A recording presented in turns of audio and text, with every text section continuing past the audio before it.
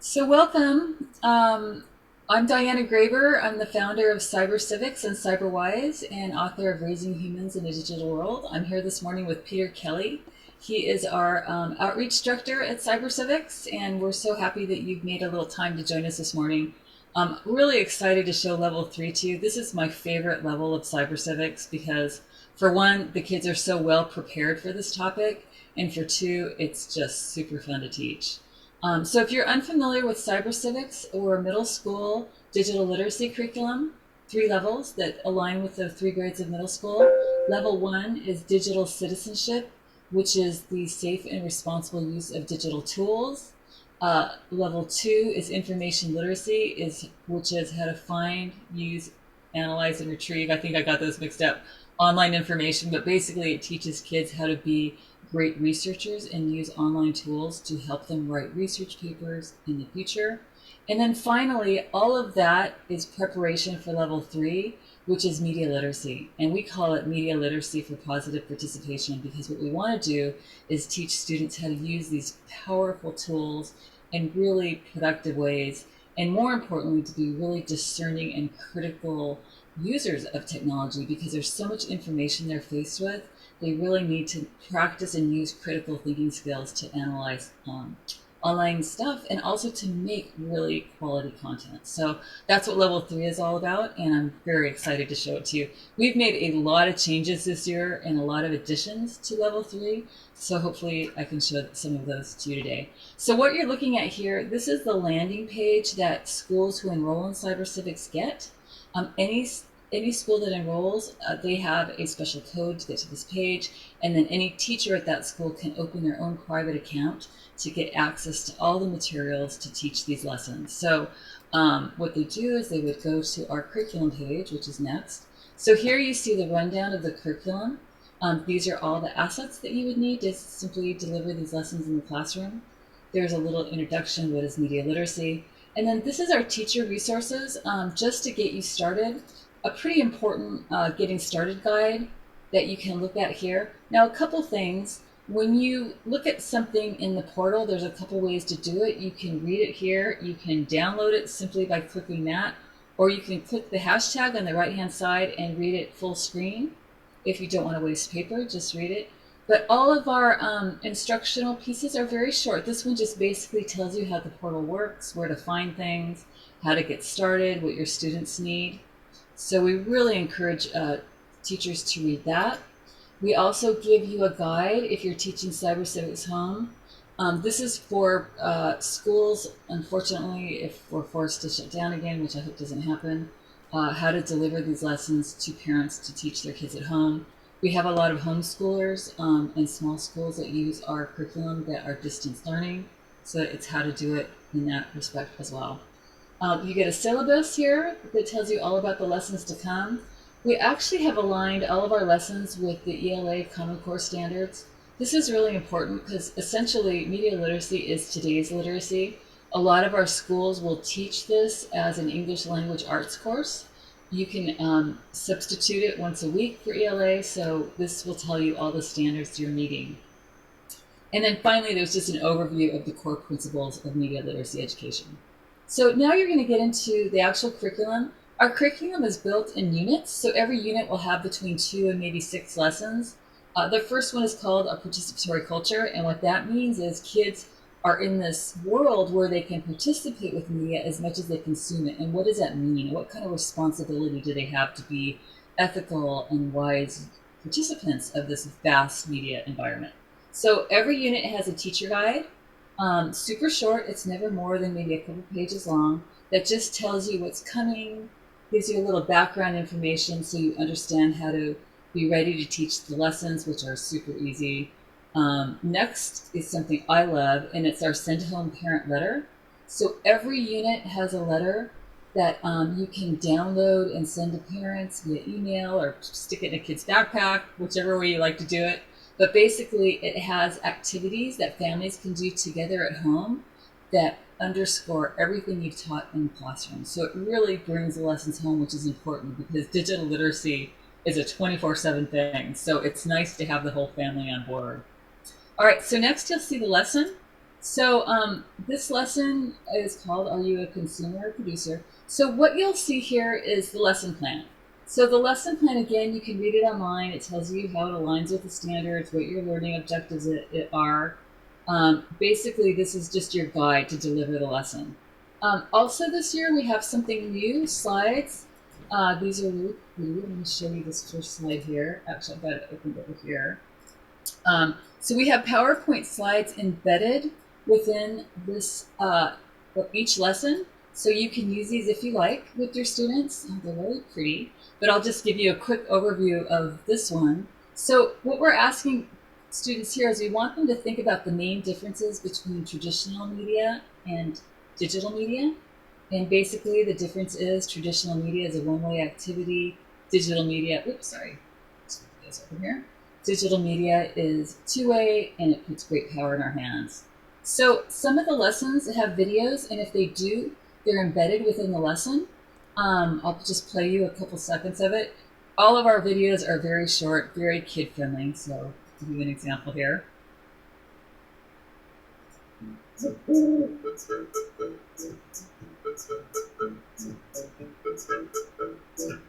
There are two ways to use media, consuming and producing. Which do you do?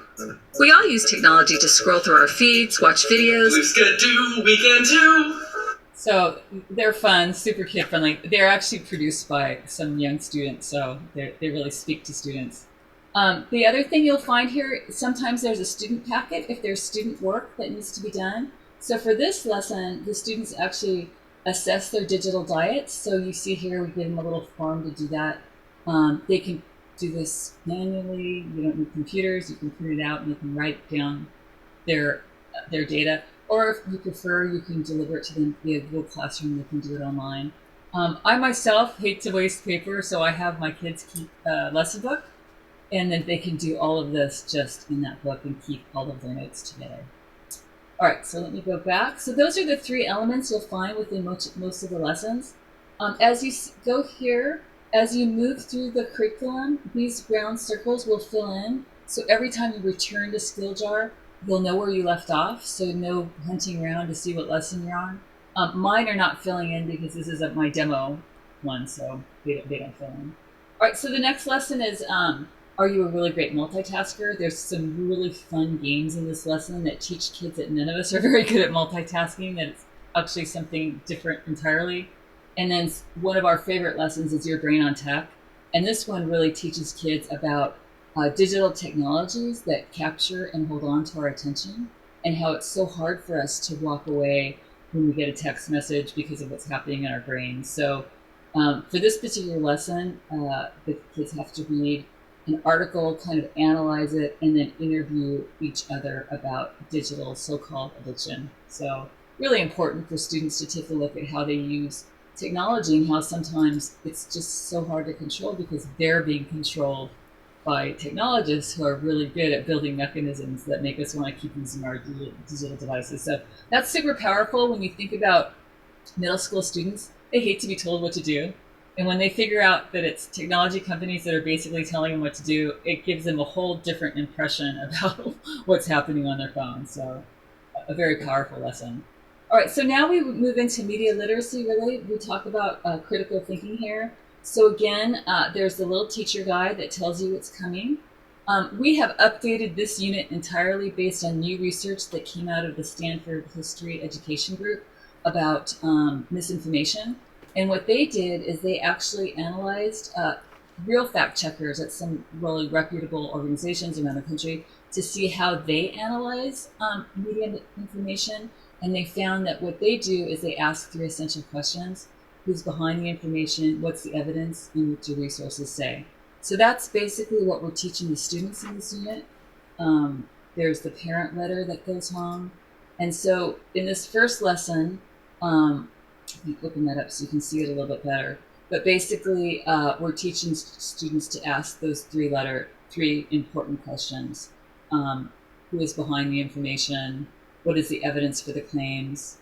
And what do other sources say about it? So once you teach students the lesson, and this is pretty typical for all cyber civics, lessons is you introduce the topic, you have the kids talk about it, and then you give them an activity to really drive it home. So the activity for this one is we found a great article. This is a really popular article that was shared widely across social media.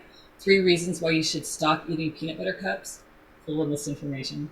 But the kids don't know that, so they have to analyze this article based on the 3 questions that we just taught them. So they have a lot of fun doing that. And then the follow-up lesson, same thing, detecting misinformation, but this time they apply their misinformation questions to websites, actual websites that exist online.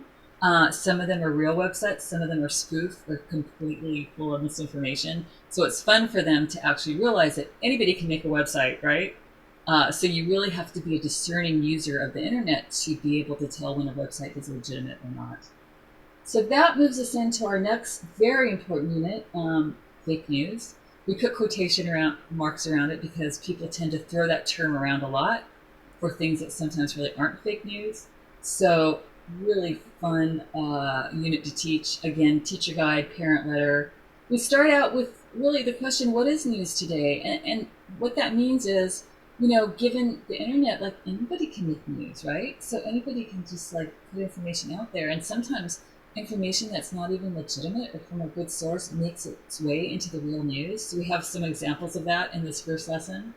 The next one, understanding fake news. This is when we start talking about things like, when people throw around the term, what kind of things are not fake news. So I'm going to actually show you the slides for this one because this is a really fun lesson to teach. Bear with me here. They're here on my desktop somewhere, my messy desktop. Nope, that's not it.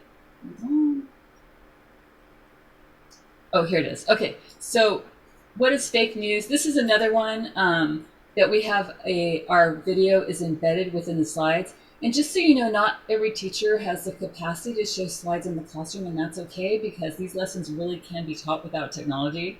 So if you're not using the slides but you want the students to see the videos, we have given you the URLs. I'll show you where it is in just a moment. You can assign it as homework for them to watch at home. And I have not met a student yet who doesn't get excited about getting some YouTube for homework, right? So this one, again, lots of discussion in these classes. So you've got questions here that you can talk to the students about. You really don't know, have to know a lot about technology to have this kind of discussion in the classroom.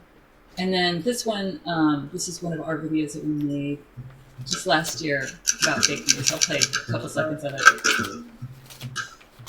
You've probably heard this term. Fake news. Fake news. Fake news. Fake news. Fake news. Fake news. But what exactly is fake news? And more importantly, why should you care about it? So it goes on and gives the kids some really great information that you can discuss afterwards because they will have questions.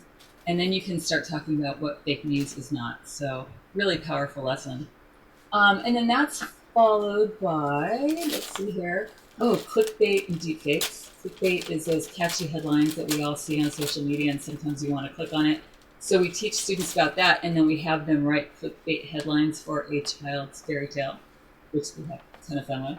And then finally we play a game called Simon Says It's Fake that allows them to practice their skills to see if things that we show them that really are online are fake or true. So really critical skills right now at this moment in time. This is followed by a unit on stereotypes and media representation. So I keep saying this, like this is all important stuff, right? This is important stuff. So the media really plays a big role in how we view other people and one another. And we want to point that out to students. So we talk about what stereotypes are and what stereotypes are perpetuated by the media. This unit we've also updated quite a bit this year. We start out, as we did before, looking at male and female and just gender stereotypes and how, what if you don't fit specifically into one group or you cross over between the two? Like just a lot of questions here for kids. You know, the media would like us to think that we have these idealized images of beauty for male or female. And then we move into a new lesson, Don't Label Me, about how media is really good about putting us in boxes and differentiating people based on different qualities, right? And then brand new lesson, micro-targeting. And this is really interesting because last year in information literacy, the students learned about how every time you go online, fill out a form, do a questionnaire, which people do all the time, your personal rich data about yourself is being shared widely with whoever is behind the scenes, right? And that information is used to further micro target us. So the internet knows sometimes more about us than we do. And it's important for kids to understand that when they're giving away personal information at such a young age before they understand that interaction. So this lesson, micro targeting, talks about that.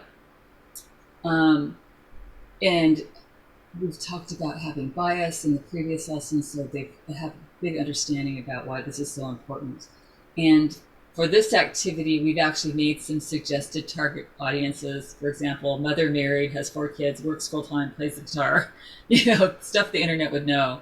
And then the kids work together in groups to create a Facebook ad, which happens all the time, micro-targeted to that stereotype or that group of people based on personal information. So it kind of takes that whole idea of stereotypes and media representation to a whole new level, what today's tools allow the people that want to sell us something do to get to us. So this is all stuff that they will hopefully need to know to be wise consumers and users of the internet.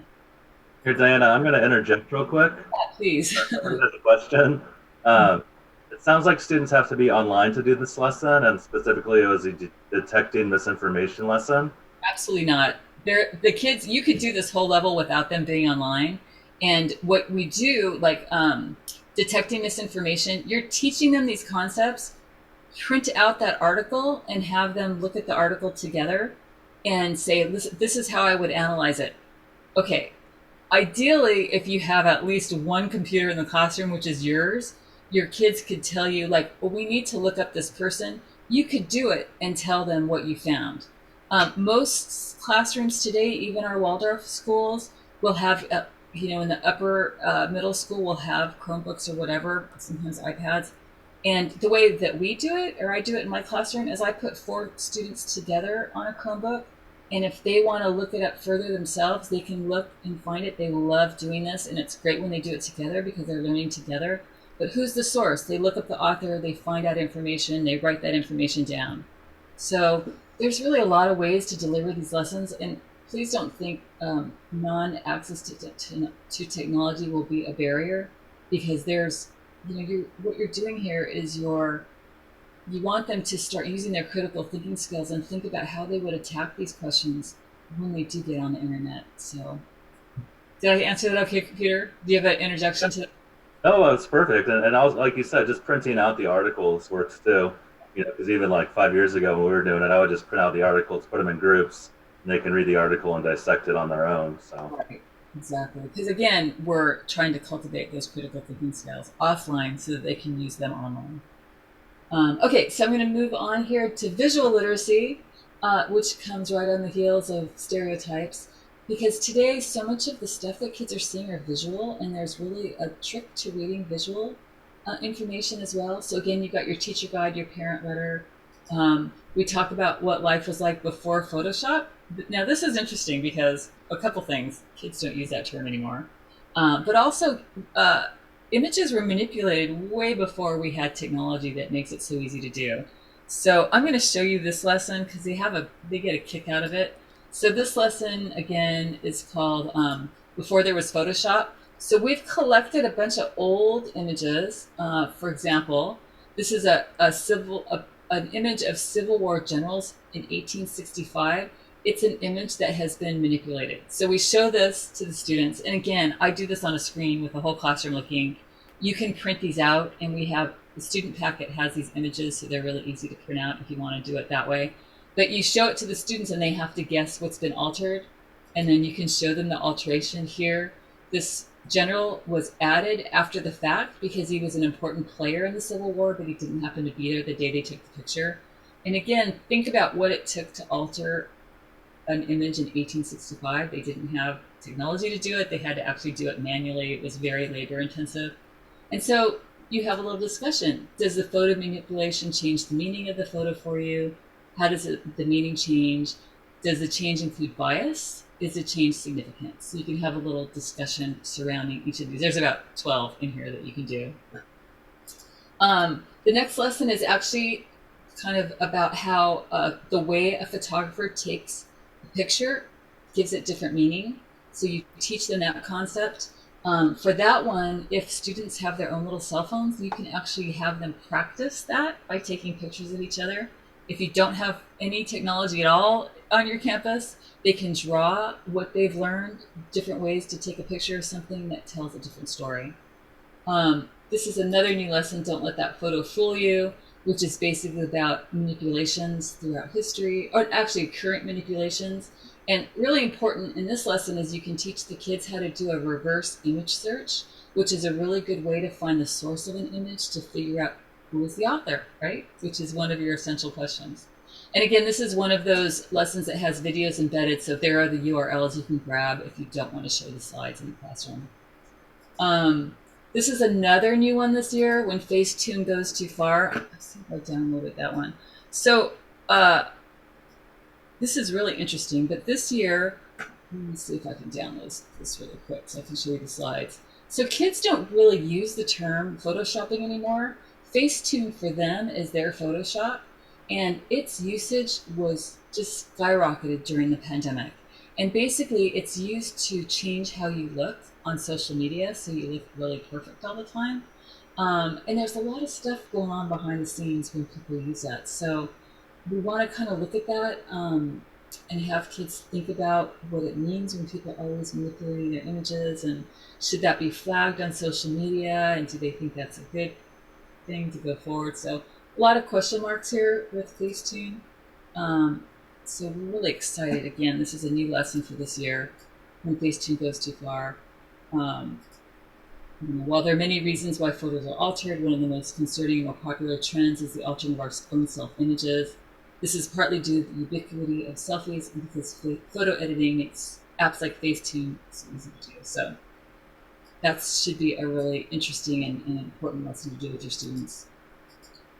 All right, so one thing I didn't note is that some of these units have quizzes. We've kind of put the units together so you can give your students a quiz at the end, and there's a key for the teacher so you can grade their quizzes. Now, this is interesting, sexting. We intentionally put this after visual literacy, and the reason for that is because today, kids will see so many visual images online that are, provocative and sometimes practically nude. And while that is, all over their social media, were they to exchange these kind of images between one another, that would be having pornography on their phone, which is sexting. So I'm going to actually show you the video for this. This is brand new as well. Here we go. So the getting caught sexting is very, very serious. So it's so important to talk to students about this, because I think the data shows now something like a quarter of students or more will either be involved in a sexting incident, being sent a sexting image, or being asked to participate in sexting. So it's a very critical issue to talk to students about. And we start here by saying, who can post images online? Are there any restrictions to what you can post? Do people sometimes post provocative images? Yes, absolutely.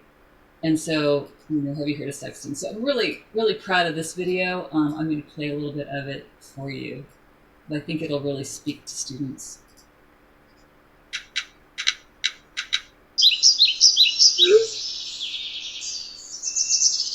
You've probably noticed there's a lot of, shall we say, inappropriate images and videos on the internet and social media. But did you know that minors who send or receive sexually explicit or sexually suggestive images, videos, or messages can get into trouble? Big trouble. Depending on how inappropriate the content. So it goes on, but again, it's a great way to get this information across to students and just have them understand how important it is not to get involved in this kind of incident. So we've got everything in the PowerPoint for you. And then the following lesson is what to do should they be involved in a sexting incident. It gives them talking points, answering points, kind of a to-do list. And then we also included in here, and I'm going to scroll down real quick, a couple lessons about things related to sexting. Revenge porn, which is basically happens with kids. A lot of times when they're young, they're in a relationship, when they break up, and perhaps they've exchanged these kind of images, and the other person tries to get back at the other one, and by sharing the images. I know Peter had a first-hand experience with that. I don't know if you want to take a moment to share your story when you were a high school teacher. I mean, just briefly, I was a coach, and just having to deal with a certain student that had experienced it over the summertime, and just the look on her face when she was at tennis camp. She was a cheerleader and was trying something new because she was banished from the cheerleading team. I mean, just an overall, just super sad experience, just seeing how it affected her, and even seeing people talking behind her back. I mean, it was just sad. Like I said, I mean, just thinking about it makes me super emotional and sad just to know that it's out there, and it's kind of rampant right now. They need to know about this before they get to high school, in my opinion, because like Diana said, it's not just the revenge porn, but the cyberbullying that goes along with it. Just a big yucky mess. So easy to preempt this stuff with a little bit of education. Yeah. That's what we're trying to do. Thanks, Peter. All right, so back to here. So now we have one of our final units, digital leadership, because really our goal here is to create kids who are going to go out there and be leaders and really use technology in productive, ethical, and smart ways. So this is a fun lesson, the power of social media. We give examples of people around the world that have used media to change things, to create social movements, starting with the People Power Revolution in the Philippines, Arab Spring, another popular example of using Facebook to really change something, to the Parkland, Florida youth who are using social media to do gun reform, and then TikTok activism. This is a recent one that sparked there's a lot of activism on TikTok, by the way. It's super interesting. But this one is specifically about the George Floyd incident. Okay, so then we've got Choller's Look Good Enough Standards, which basically is about how even when you don't participate online, it's a form of participation when you like something or share something. That's a very powerful act online. So we have a bunch of scenarios to help kids work through that. Emerging technologies is really fun. That's applying your ethical thinking skills to future technologies. Sometimes we don't think about that. AI, artificial intelligence, is pre-built. Who is doing the ethical thinking behind these new technologies that we're all going to be using someday in the future? And then this lesson, actually Sony, who's working with us now, she developed this lesson for us, and it's so important. It's something I hadn't even thought about, but making technology accessible at all. AT is assistive technology, and it's for people who have any kind of learning disabilities to think about, which is a huge population, to think about making technology accessible to them and how important that is. And we see a little bit of it like with closed captioning and things like that, but it's something that we need to build into technology in the future, and how will we do that? So we have some activities where kids get to think about how they would do that in the future. Were they creating technology or even a social media post? All right, so then a little wrap-up activity. Are you a consumer or producer now? And then finally, we've added an extra unit here on research skills. It's kind of a review of level 2, but it's up the level. So we teach kids about how to be a really good researcher, how to use filters, avoiding plagiarism, how to cite right. This is super important because it's hard to cite online sources, and sometimes kids aren't taught that. So we teach them, how do you cite an online article, how do you cite an online information source, how to cite pictures, because we're hoping that, if schools are doing the 8th grade project, that those research lessons will really help them with that project. Regardless, these are research skills they're going to need when they write papers in high school and beyond. So that's why we added that extra little level. So there's enough here to definitely get you through a school year. It's super packed, but all this stuff is important. Like all the levels of cyber civics, it scaffolds skills. So you kind of start with the concept and the next concept builds upon it. So it really makes sense to kids and their developing brains. And I can guarantee, I've done this so many years now, 11 years, when they are done, they are so savvy and they're so wise in how they use digital media. It makes a big difference. So that's level 3. All right. So do we have any questions? This is a great time if you have any questions. If there's something that you would like me to go back and show, I'm happy to do that. But I'd like to open it up. Or Peter, if you have any comments or questions or anything that I left out, please jump in. Well, you mentioned that it is sequential and the skills scaffold each other, but I mean, if you feel a certain unit would be best fit at the beginning of the year or whatever, you can pull that unit out and teach it whenever you want. You know, like the sexting unit, yeah, it's important to come after visual literacy, but there might have been an incident over the summertime that you want to just hit that head on first thing during the year, or even the research skills, you can maybe teach that before they have a research project. So it's flexible enough to, for each particular class, you know your students better than we do. So you'll know how to pull lessons here and there if you feel the need.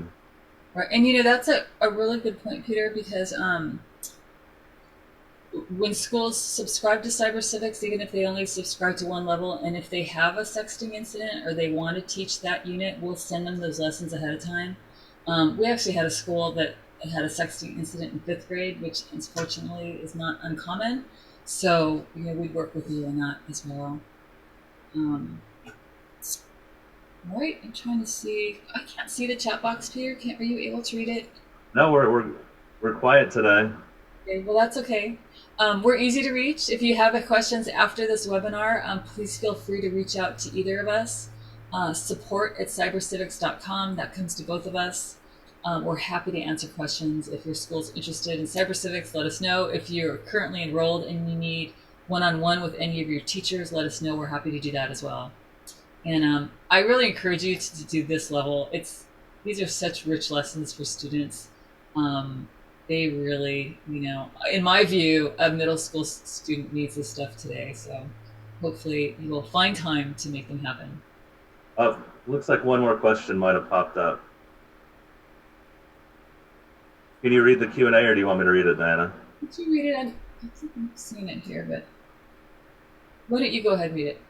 My 8th graders had cyber civics for the first time last year as 7th graders, so we were playing catch up and covered a lot of the level 1 curriculum. I took them through the online safety, but I'm wondering if I should start with the personal info unit for 8th grade.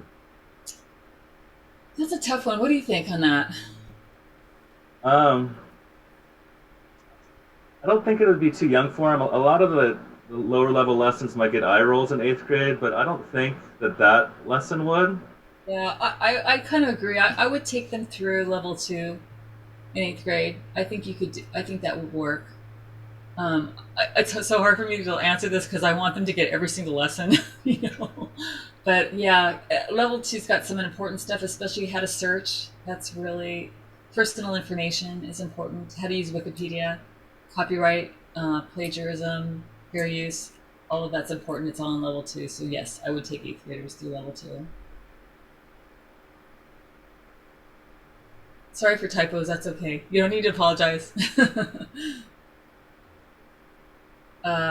Someone said something about the detecting information lesson. Now I can see. Oh, okay. I think we answered that question already. All right. Again, thanks for your time today. Please feel free to reach out to us personally if you have further questions, and we're happy to answer them. All right. Thank you so much. You guys have a great day. Thank you. Thanks, Diana.